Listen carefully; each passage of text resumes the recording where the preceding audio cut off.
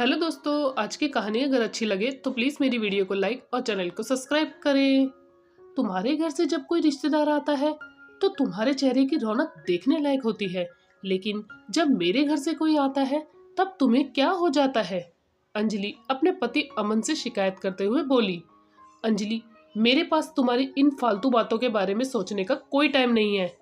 तुम पता नहीं बैठे बैठे क्या मन में बातें बना लेती हो और फिर उस बात को पकड़कर बैठी रहती हो। अंजलि के पति अंजलि से बोले। अमन जैसे कुछ सुनना ही नहीं चाह रहा था जो अंजलि बोल रही थी।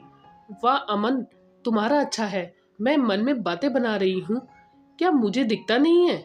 आज तुम्हारी बहन यहाँ तुमसे मिलने आई तो कितना खुश होकर तुम तुम्हारे दीदी जिया जी के लिए पकवान बना रहे थे, यहाँ तक कि तुमने छुट्टी भी ले ली थी उनके लिए। पर उस दिन जब मेरे भाई आए थे तब तुम्हारे पास उनसे बात करने के लिए आधा घंटे का समय भी नहीं था। तो तुम क्या चाहती हो, मैं छुट्टी लेकर घर पर बैठा रहूं? रिश्तेदारों का क्या है, वो तो आते जाते रहेंगे। तुम्हारे भैया भाभी थे तो तुम्हारा होना जरूरी था, तुम्हारे रिश्तेदार को तुम ही हैंडल करोगी ना। भला मेरा क्या काम था जो छोटी सी बात का पतंगड़ बना रही हो?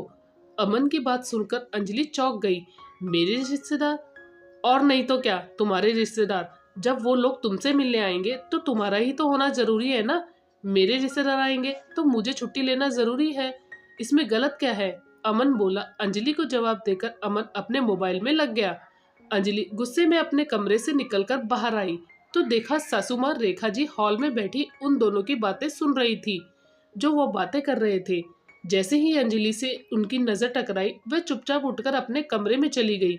उन्हें लगा कहीं अंजलि उनसे यही सवाल का जवाब ना करने लग जाए। आखिर अमन के दिमाग में यही बातें वही तो डालती थी। अंजलि और अमन की शादी को 1 साल हो चुका था, पर इस 1 साल में वो अपने पति और सास को बहुत ही अच्छे से जान चुकी थी।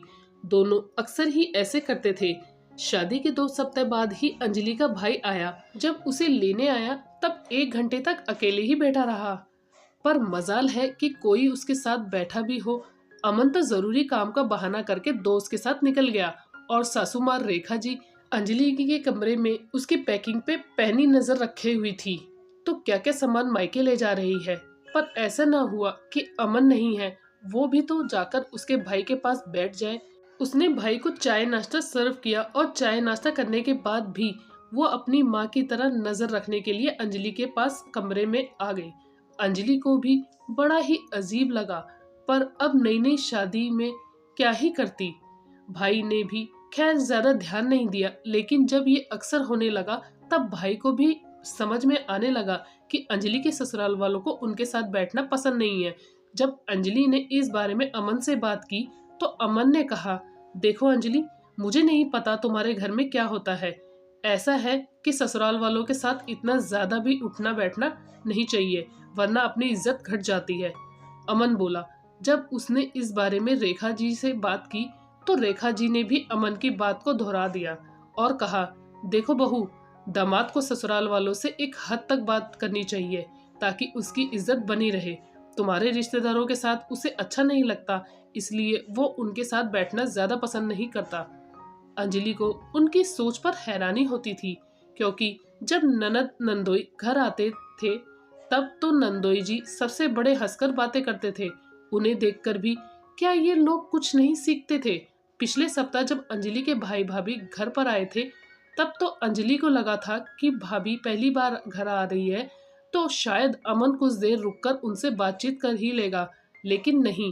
जैसे उन लोगों ने घर में प्रवेश किया, अमन ने बस उन्हें नमस्ते किया और ऑफिस के लिए रवाना हो गया। अंजलि और भाई एक दूसरे की शक्ल देखते रह गए। अमन क्या कम था जो सासू माँ को थोड़ी देर में सत्संग का बहाना बना के रवाना हो गई। भाभी ने भी आखिर पूछ लिया, अमन जी किसी बात से नाराज है क्या? अंजलि को तो बहुत ही बुरा लगा। अंजलि को आखिर ये सब देखकर भाई भाभी भी थोड़ी देर में चाय पीकर वहां से रवाना हो गए। जब अंजलि ने इस बारे में बात की तो अमन ने सीधा जवाब दिया, तुम्हारे रिश्तेदार को तुम हैंडल करो और मेरे रिश्तेदार को मैं हैंडल करूंगा, बस, इससे ज्यादा मुझे अब कुछ नहीं कहना। अमन ने जवाब दिया। लेकिन आज जब खुद अमन की दीदी जिया जी आए तो ऑफिस से छुट्टी भी ले ली और बढ़िया पकवान बनाए, सो अलग। अंजलि भी अब ठान चुकी थी कि उसे अब जवाब देना ही पड़ेगा। आज तो उसने कुछ नहीं कहा, बस वो अगले मौके की तलाश में थी। जब 2 महीने बाद अमन के दीदी जिया जी को दोबारा आना हुआ तो उनके आने के थोड़ी देर बाद ही अंजलि भी अपना बैग पैक करके बाहर आ गई। उसे सामान के साथ देखकर ननद ने पूछा, अरे भाभी, आप कहीं जा रही हो क्या? हाँ दीदी, मैं अपने मायके जा रही हूँ। अंजलि का जवाब सुनकर अमन ने कहा, अरे तुम अभी कैसे जा सकती हो? दीदी और जिया जी आए हुए हैं, तुम्हारा होना तो जरूरी है। अंजलि का पति बोला, मेहमान, लेकिन यहाँ तो आपके रिश्तेदार है ना, फिर भला मेरा रुकना क्यों जरूरी है? अंजलि ने जवाब दिया। अंजलि का जवाब सुनकर रेखा जी बीच में ही बोल पड़ी, बहू, कैसी बातें कर रही हो तुम? शर्म बेच खाई हो क्या तुमने, जो ऐसी बातें कर रही हो? अरे ये मेरे रिश्तेदार तुम्हारे रिश्तेदार क्या होता है? भूलो मत, तुम इस घर की बहू हो। तब अंजलि अमन से बोली, याद कीजिए, आपने ही कहा था ना कि जब तुम्हारे रिश्तेदार आएंगे तो तुम हैंडल करना, और जब मेरे रिश्तेदार आएंगे तो मैं हैंडल करूंगा। तो मैं गलत क्या कर रही हूँ? अरे अमन ने कुछ कह दिया तो इसका मतलब ये नहीं कि तुम जिम्मेदारी से मुंह मोड़ोगी और यहाँ सबके सामने हमारी बेइज्जती करोगी। रेखा जी ने नाराज होते हुए बहू से बोली, अच्छा, मेरे ये सब करने से आप लोगों की बेइज्जती होती है, लेकिन आप लोग जो मेरे परिवार वालों के साथ करते हैं उससे तो आप लोगों की बड़ी इज्जत बढ़ जाती है। आप मेरे रिश्तेदार से बात करना भी पसंद ना करो और बदले में आप लोग मुझसे उम्मीद करते हो कि मैं आपके रिश्तेदारों को अपना मानती रहूंगी। ये सब मुझसे नहीं होगा। अंजलि सास को जवाब देती है। अंजलि की बात सुनकर अमन चिल्लाते हुए बोला, अरे तुम्हें कितनी बार समझाया है, एक बार में समझ नहीं आती क्या कि दामाद को अपने ससुराल वालों से कम ही बोलना चाहिए और उठना बैठना भी कम से कम करना चाहिए, वरना उसकी इज्जत कम हो जाती है। इस बार बीच में अमन के जिया जी बोले, अरे साले साहब, ये बात तो मुझे भी नहीं पता था। मैं तो यहाँ 2 दिन तक रुक जाता हूँ और सबसे बड़े हंस हंस कर बातें करता हूँ, मतलब मेरी तो अब ससुराल में मेरी कोई इज्जत नहीं है। अचानक दामाद जी के कहते ही कमरे में खामोशी छा गई। अरे जिया जी, आप अपने पर क्यों ले रहे हो? आपकी बात तो अलग है। अमन बात संभालते हुए बोला, क्यों, मेरी बात अलग क्यों है? जब बात तुम पर लागू होती है तो मुझ पर भी लागू होती है। अगर तुम लोगों की सोच ऐसी है तो फिर मुझे भी आने से पहले 10 बार सोचना पड़ेगा। आखिर अपनी जीजा जी की बात सुनकर अमन ने हाथ जोड़कर माफी मांगी। रेखा जी को भी कुछ कहते नहीं बना। साथ ही अमन ने अंजलि से माफी मांगी और वादा किया कि आइंदा से वो ऐसी गलती कभी नहीं करेगा।